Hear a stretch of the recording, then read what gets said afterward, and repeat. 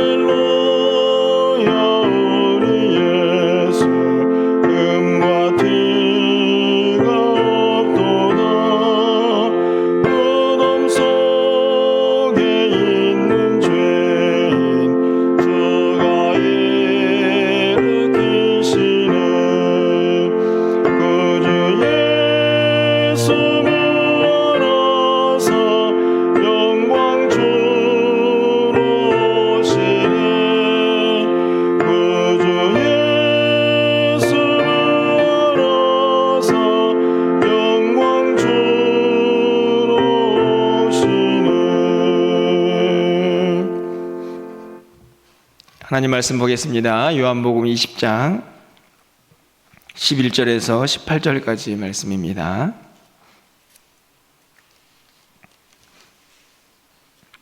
신약성경 183쪽에 있습니다. 요한복음 20장 11절에서 18절까지의 말씀을 한 절씩 교독하고 마지막 18절은 함께 읽겠습니다. 마리아는 무덤 밖에 서서 울고 있더니 울면서 구부려 무덤 안을 들여다보니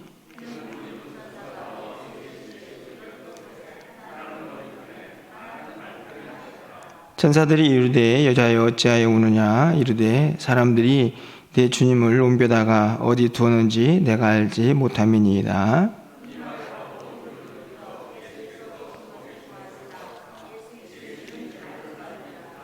예수께서 이르시되 여자여 어찌하여 울며 누구를 찾느냐 하시니 마리아는 그가 동산지기인 줄 알고 이르되 주여 당신이 옮겼거든 어디 두었는지 내게 이르소서 그리하면 내가 가져가리이다.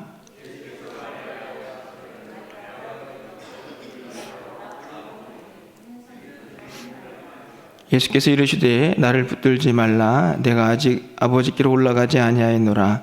너는 내 형제들에게 가서 이르되 내가 내 아버지 곧 너희 아버지 내 하나님 곧 너희 하나님께로 올라간다 하라 하시니 막달라 마리아가 가서 제자들에게 내가 주를 보았고 또 주께서 자기에게 이렇게 말씀하셨다 이르니라.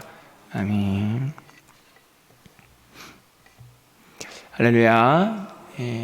부활의 주님 주일 아침을 또 함께하는 우리 성도님들을 또 환영하고 또 축복합니다. 주일 자체가 너무 귀하고 복된 날이지만 특별히 주님의 부활을 또 기념하면서 함께하는 오늘 한 날이 하나님의 영광이 가득하고 또 여러분의 심령에 주님 주신 기쁨이 충만한 그런 하루가 되기를 간절히 소망합니다. 개인적으로 신앙생활을 하고 또 목회를 하면서 제가 가장 강조하고 또 중요하게 여기는 것이 두 가지가 있습니다. 첫 번째 것은 여러분이 잘 알다시피 억지로 하지 않는 신앙생활입니다. 그래서 어떻게 하면 또 자원하는 마음으로 기쁘게 신앙생활을 할 것인가 하는 그런 생각을 늘 간직하면서 신앙생활을 하고 또 목회를 하게 되는데요.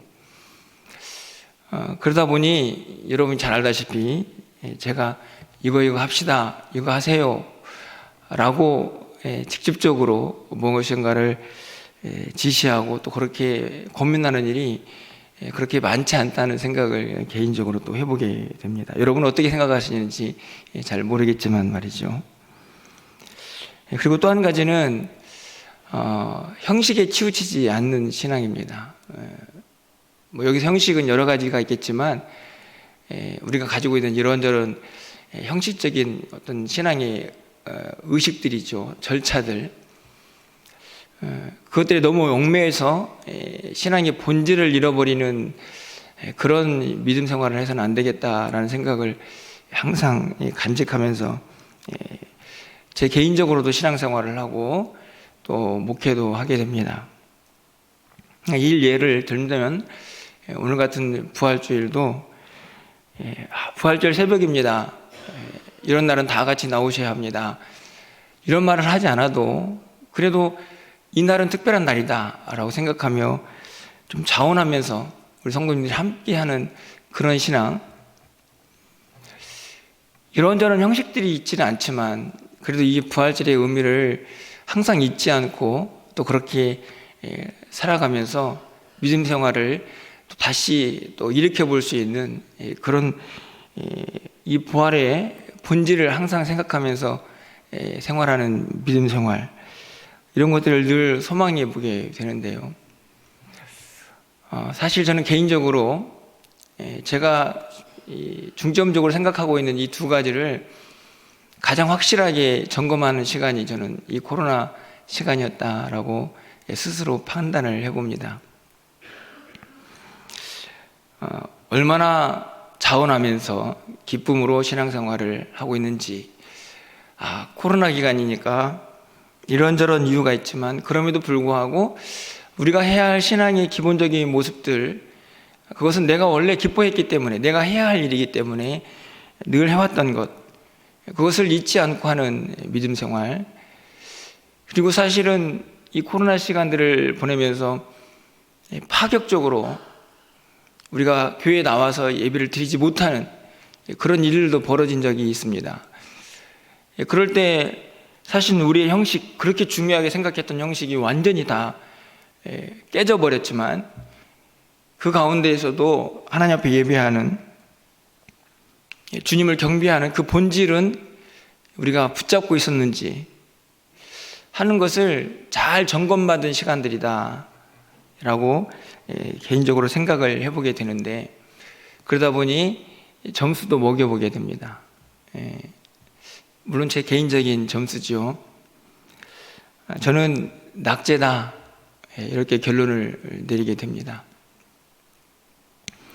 그래서 부활절 이 너무나 복되고 너무 행복한 그런 아침이지만 사실 여러분의 마음은 어떤지 모르겠지만 제 마음은 몹시 무겁습니다.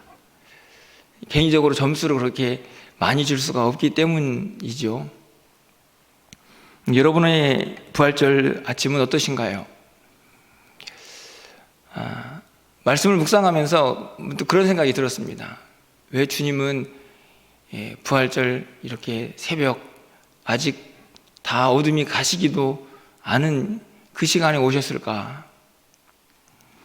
제가 오늘 본문을 읽으면서요, 이런 생각이 문득 들었습니다. 오늘 이 본문의 분위기, 이 분위기를 도대체 어떻게 설명을 하나, 그런 생각이 문득 들었는데요. 여러분, 오늘 본문을 보시면 우리가 20장 1절부터는 읽지 않았는데, 여러분, 분명히 지금 이 시간은 주님이 부활하신 시간입니다. 여러분, 놀라운 일이 아닙니까? 십자가에 달려 돌아가셨습니다.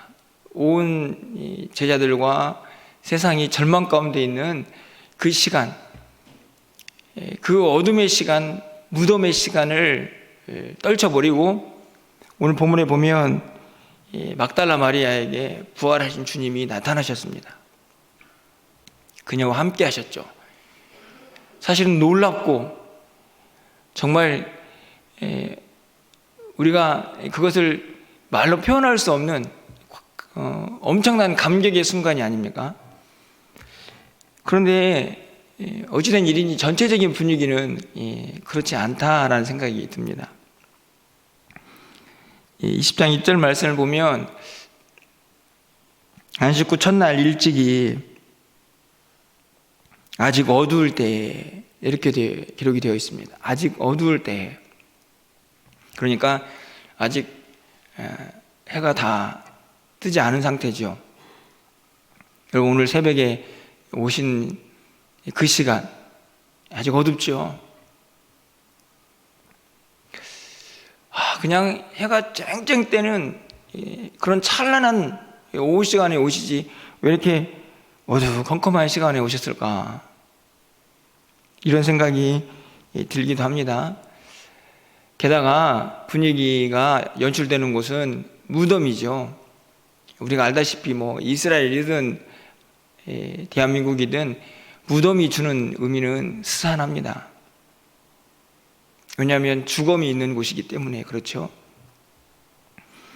아직 해도 뜨지 않은 상태, 거기다가 무덤에, 그리고 오늘 11절 말씀을 보면 한 여자가 울고 있습니다.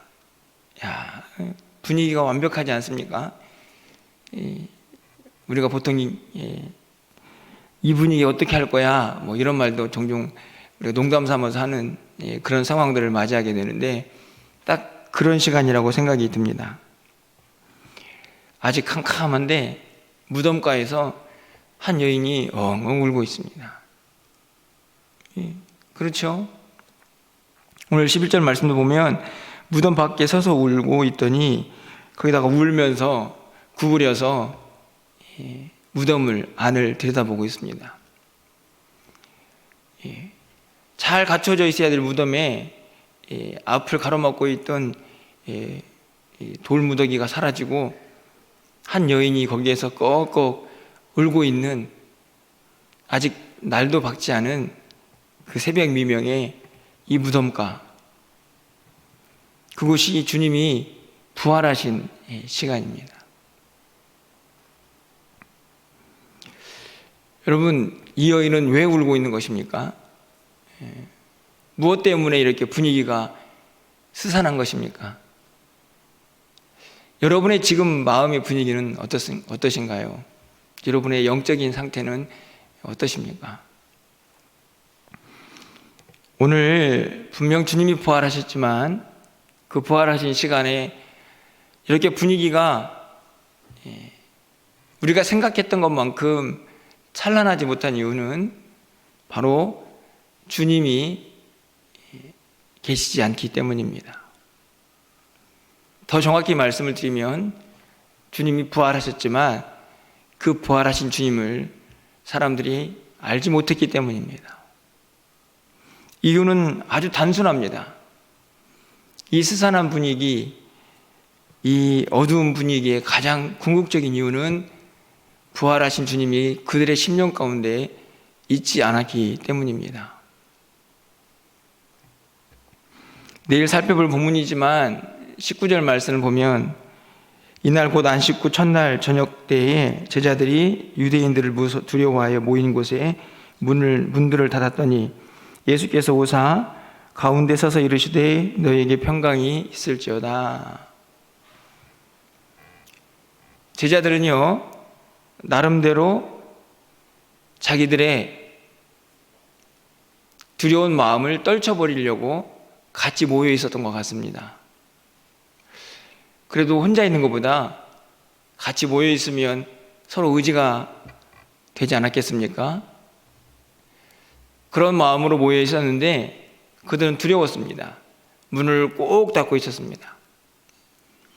주님께서 그들 가운데 오셨습니다. 저는 단순한 표현으로 보이지 않습니다. 그들 가운데, 그리고 말씀하셨습니다. 평강이 있을지어다. 쉽게 말하면 그들의 마음을 간파하신 거죠. 두려워하지 말라. 주님이 그들 가운데 오셨습니다. 그들에게 평강이 사라진 이유는 무엇입니까? 주님이 계시지 않았기 때문이죠. 더 궁극적으로는 부활하신 주님이 그들 안에 계시지 않았기 때문입니다. 그들의 심령 중심에 그 주님이 계시지 않았기 때문에 그들은 두려워할 수밖에 없었습니다. 문을 닫아야 했죠. 유대인들을 두려워했습니다. 자기들끼리 모여 있으면 좀 의지가 될 줄 알았지만 그것은 전혀 힘이 되지를 못했습니다. 주님이 그들의 가운데 오셨습니다. 마치 너희들의 중심에 내가 없기 때문이다.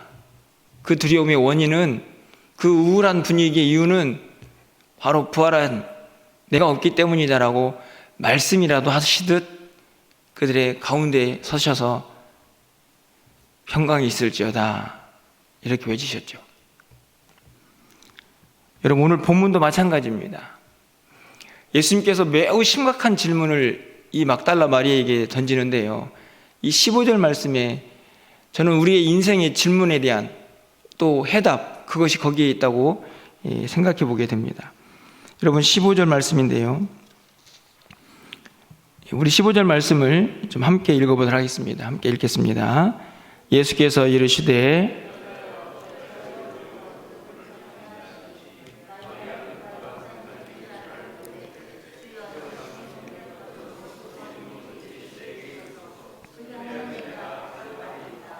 아멘. 자, 예수님께서 부활하셔서 막달라 마리아에게 나타나셨습니다. 물론 이 여인은 그가 예수님이다라는 사실을 알지 못하고 있죠. 15절 상반절 말씀 보면 이렇게 예수님께서 이 여인에게 묻습니다. 여자여, 어찌하여 울며 누구를 찾느냐? 저는 이 질문이 우리 모두에게 던져지는 질문이라고 생각이 듭니다.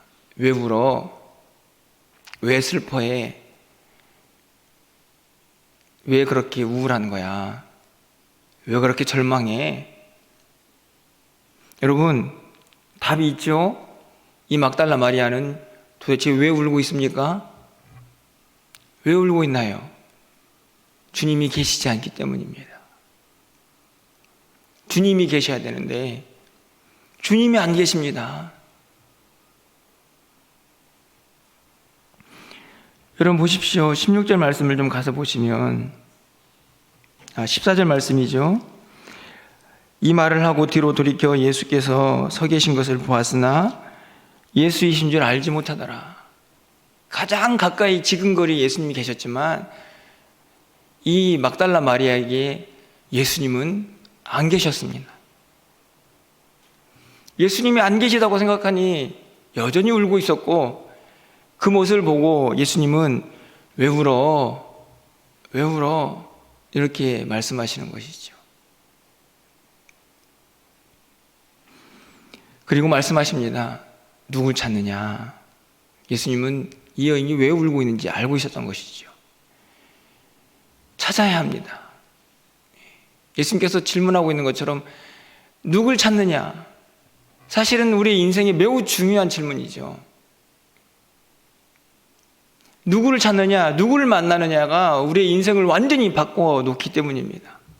세상에 많은 사람들은 명예를 찾고 부귀를 찾고 이것저것 찾으면 자기에게 뭔가 채워질 것 같은 느낌을 갖고 살지만 우리는 분명히 알고 있지요. 길이요 진리요 생명 대신 예수님만이 우리가 찾아야 할 유일한 분이라는 사실을 누굴 찾느냐? 네가 찾아야 할 그 해답이라는 사실을 이 질문 속에서 예수님께서 그 여인에게 말씀을 하고 있는 것입니다.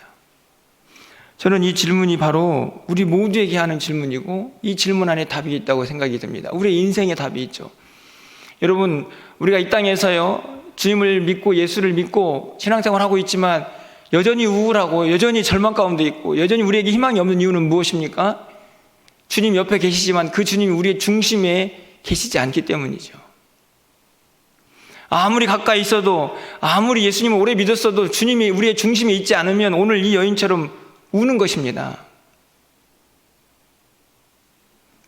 14절 말씀처럼 그 옆에 있는데도 예수님이 누군지 알지 못했던 이 여인처럼 그 심령 속에 부활하신 주님이 함께하지 않는 영혼은 올 수밖에 없는 것이지요.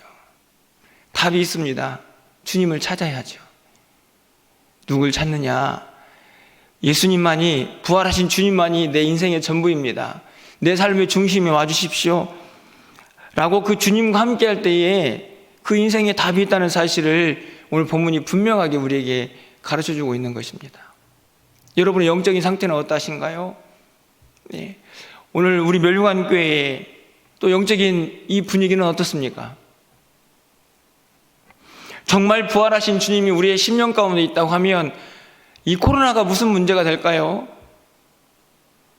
성찬식을 하든 촛불 예배를 드리지 않고 찬양대가 없든 그게 무슨 상관입니까? 부활하신 주님이 우리의 심령 가운데 있는데 그 주님으로 우리는 충분히 기뻐하고 행복해할 수 있는 믿음 생활인 것을 성경은 우리에게 너무나 많은 부분에서 가르쳐주고 있고 오늘 부활하신 주님이 막달라 마리아에게 그것을 말씀하고 있죠.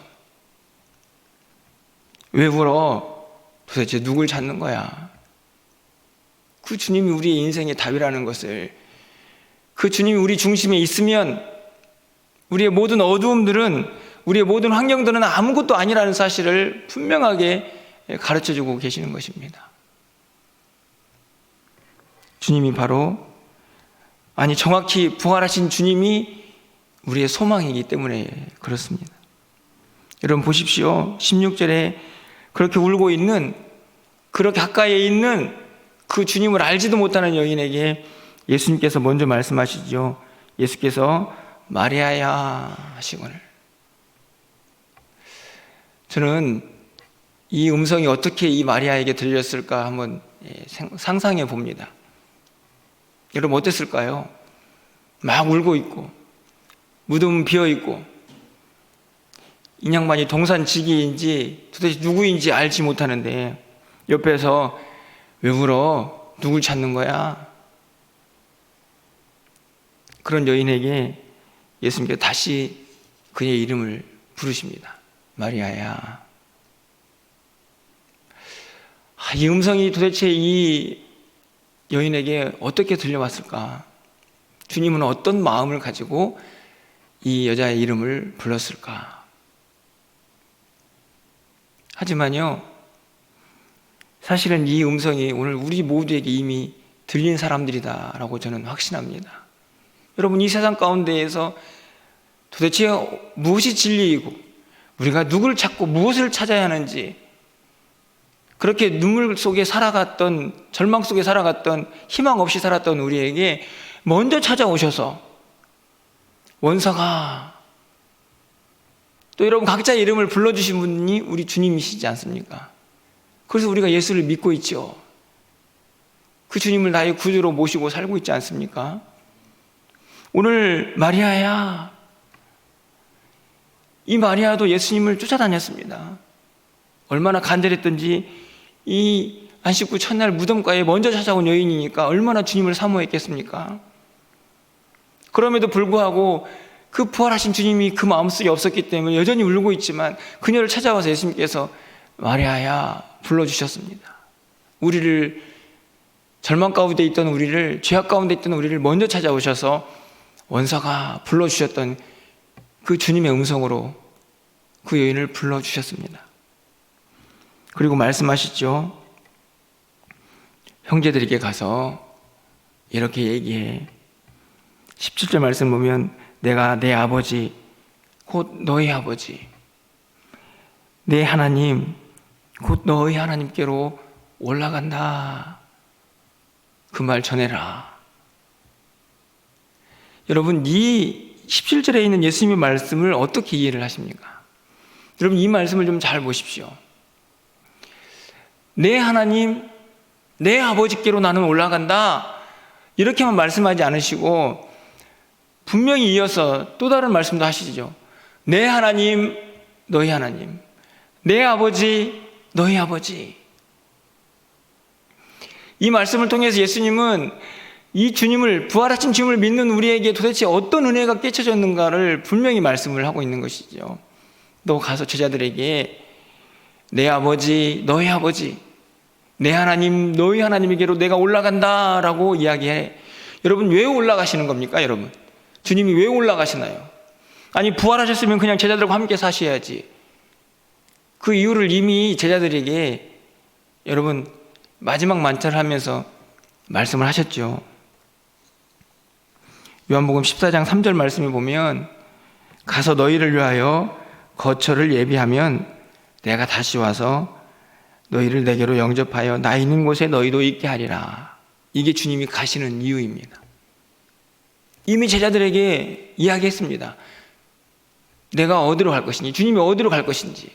가는 이유는 아주 분명합니다. 내가 가서 너희들이 거처할 곳을 마련한 다음에 다시 올 거야. 예수님께서는 이 17절에 있는 말씀을 그 제자들에게 전하고 있지만 이 한마디에서 그동안에 예수님께서 그들에게 한 모든 이야기들을 다 생각나기를 원하셨죠. 왜 주님이 올라가셔야 하는지, 왜 부활하셨는지, 그리고 그 주님이 우리들의 아버지, 우리들의 하나님에게로 가셔서 우리가 있어야 할 곳을 예비하시고 다시 오실 것이다 라는 약속의 말씀으로 이 17절을 내가 올라간다 라는 말씀을 그들에게 전하기를 바라고 계셨던 것입니다. 이 말씀은 결국 이 땅을 살아가야 할 제자들에게 던지는 소망의 메시지지요. 이 땅의 삶이 전부가 아니고 우리에게 장차 있을 영원한 처소가 예비되어 있다. 나는 그곳을 예비하러 간다. 내가 다시 와서 영원한 생명으로 너희들을 인도할 것이다. 너희들도 부활의 천년만가 될 거야 라는 모든 약속의 말씀을 이 말씀 속에 고스란히 다 담고 계시는 것입니다. 그러기 위해서 주님은 부활하셨습니다. 그 주님이 오늘 우리에게 또 제자들에게 부활하셔서 소망의 말씀을 전하고 계시죠. 내 아버지, 너희 아버지, 내 하나님, 너희 하나님. 그 하나님이 너희와 이 땅을 사는 동안에도 영원히 함께 할 것이고 또 우리가 이 땅을 마감한 뒤에도 우리가 함께 해야 할 그곳에서 영원토록 주님과 함께 할 그날이 우리 가운데 임할 것을 분명하게 약속하고 계십니다. 그래서 우리 주님이 소망이 되시는 것이죠. 여러분, 오늘 이 아침에 이 짧은 한 구절 여러분 마음속에 꼭 기억할 수 있기를 소망해 봅니다. 어찌하여 울며 누굴 찾느냐. 여러분, 여러분의 인생에서 조금 힘들고 어려울 때마다 여러분 이 질문을 한번 던져보십시오. 내가 왜 울고 있는 거야 도대체? 부활하신 주님이 나와 함께하고 계시는데 내가 왜 울고 있는 거야? 나는 지금 무엇을 찾으며 살고 있는가? 정말 주님 한 분으로 만족하다 고백하며 살고 있는가?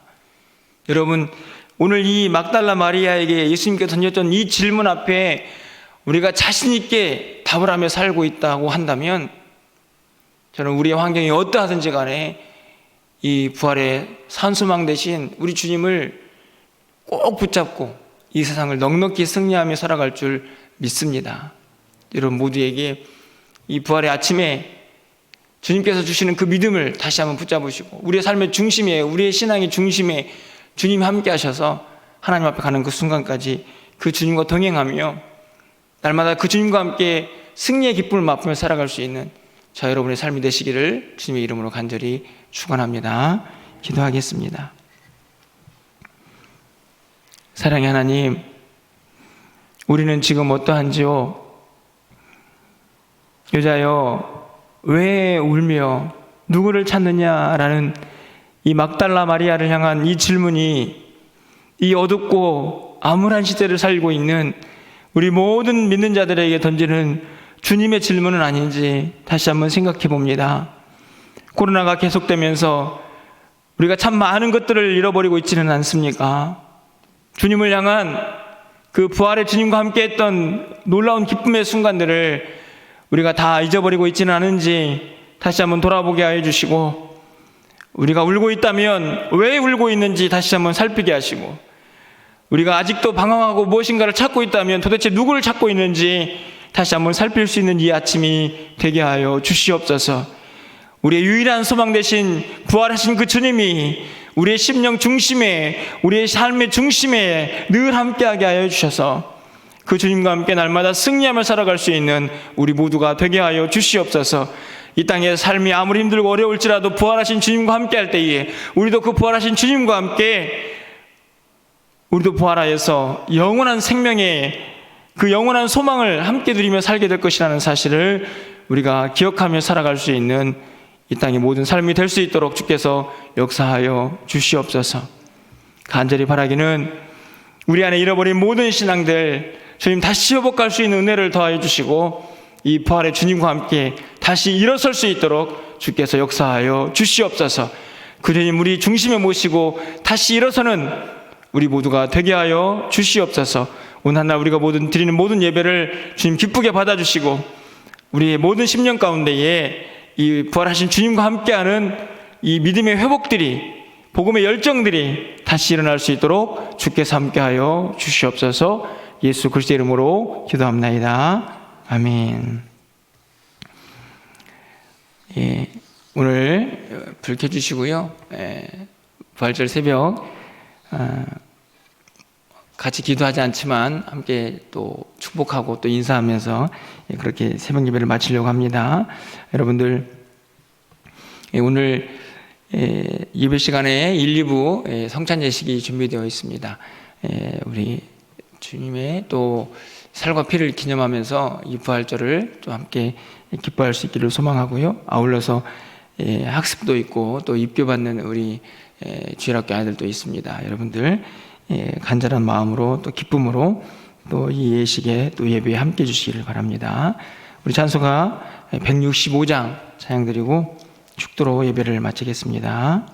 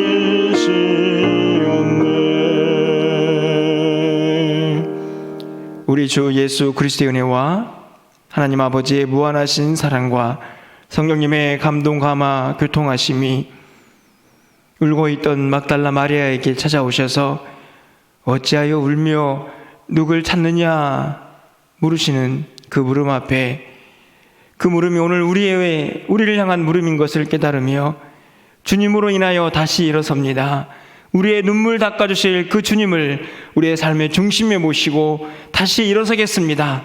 믿음의 결단을 하는 사랑하는 성도들 심령위에, 우리 교회 위에, 이 나라 민족 위에 이제부터 영원토록 함께 있을지어다. 아멘.